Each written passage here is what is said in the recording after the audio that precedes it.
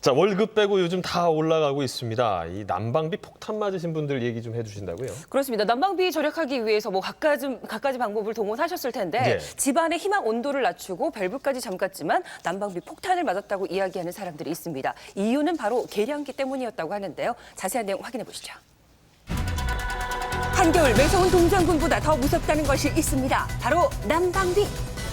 지역 난방을 사용하고 있다는 한 주부는 최근 난방비 때문에 걱정이 끊이지 않는다고 하는데요. 난방요금을 조금이라도 아껴보겠다고 안 해본 방법이 없을 정도라고 합니다. 와, 다 뽁뽁이를 붙였어요. 모든 집안에 올해는 하셨네요. 이렇게 뽁뽁이까지 설치를 하셨더라고요. 붙이면 온도가 한 3, 4도 정도 올라간다 그래서 뽁뽁이 붙이고 난방기구 굳이 안 켜도 될 커튼 만큼 계속 사용하고. 준비 철저히 하셨는데요. 희망 온도까지 낮춰서 조절을 해봤지만 이마저도 무용지물. 예. 난방비 폭탄은 꾸준히 이어진다고 하는데요.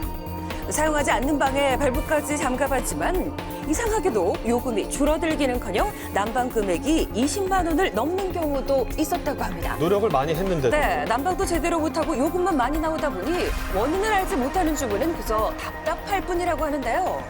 난방 못하죠. 그러면 어떻게 난방하겠어요. 겨울이 즐겁지는 않아요. 너무 이렇게 춥다 보니까 좀 많이 스트레스가 되긴 하죠. 지역 난방을 사용하고 있는 또 다른 집을 찾아가 봤는데요. 따뜻해야 할 집안에서는 냉기가 느껴졌습니다.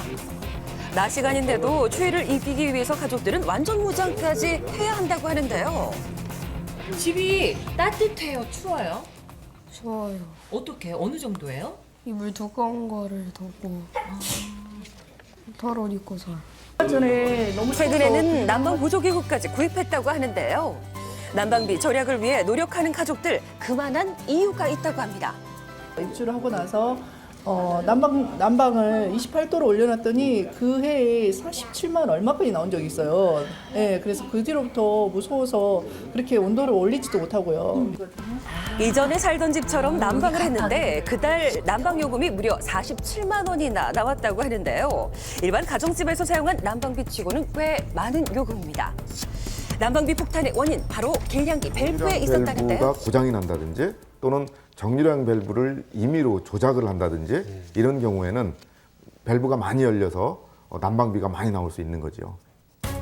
현재 난방 계량기로 유량계와 열량계를 사용하는데요. 정유량 밸브를 어떻게 조절하느냐에 따라서 달라질 수가 있다고 합니다. 예. 정유량 밸브는 과도한 난방수의 유입을 방지해서 난방 효과를 올려주는 역할을 해준다고 하는데요. 정유량 밸브라고 들어보셨는지 모르겠습니다. 난방수가 많이 들어가면 조절을 요금이 해주는 오르는 거죠. 예. 유량계의 경우 물의 양으로 계산하기 때문에 정유량 밸브는 꼭 필요하다고 합니다. 자칫 잘못할 경우 요금을 측정하는 기준인 열량이 아닌 물의 양으로 요금을 부과, 열량계에 비해서 요금이 과다하게 나오는 경우가 생기기 쉽기 때문이라고 합니다. 또한 유량계를 사용하는 지역 난방의 경우 난방 밸브를 잠글 때는 반드시 메인 밸브도 적절히 잠궈서 조절을 해야 한다고 합니다.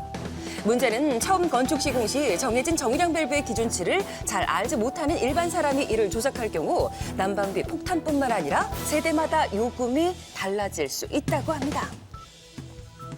32평대의 수도권 그 적정 유입 유량은 그러니까 1분이 1리터가 세대 내로 투입되는데 12초, 13초 정도로 보고 있습니다. 그러면은 조금 전에 9초였죠?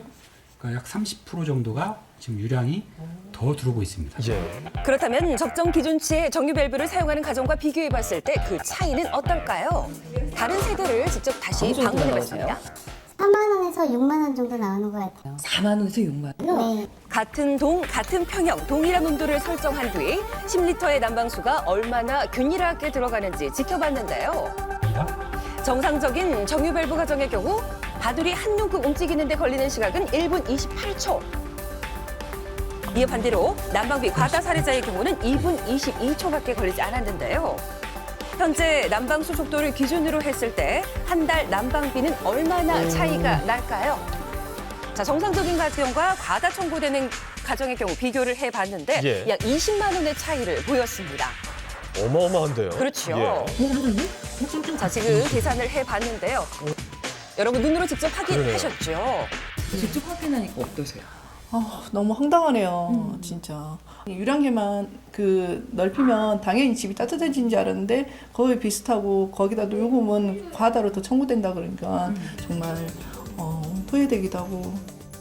정유량 밸브 조절에 따라 달라지는 난방비. 평소 가정에서는 주의를 기울일 필요가 있겠습니다. 원칙적으로 그 출고된 상태에서 손을 대서는 안 되기 때문에 그것을 조절을 해서 문제가 생겼다고 하면 조절한 사람의 책임이 있겠죠. 그다음에 고장이 나는 경우에는 이제 세대주한테 관리 책임이 있습니다.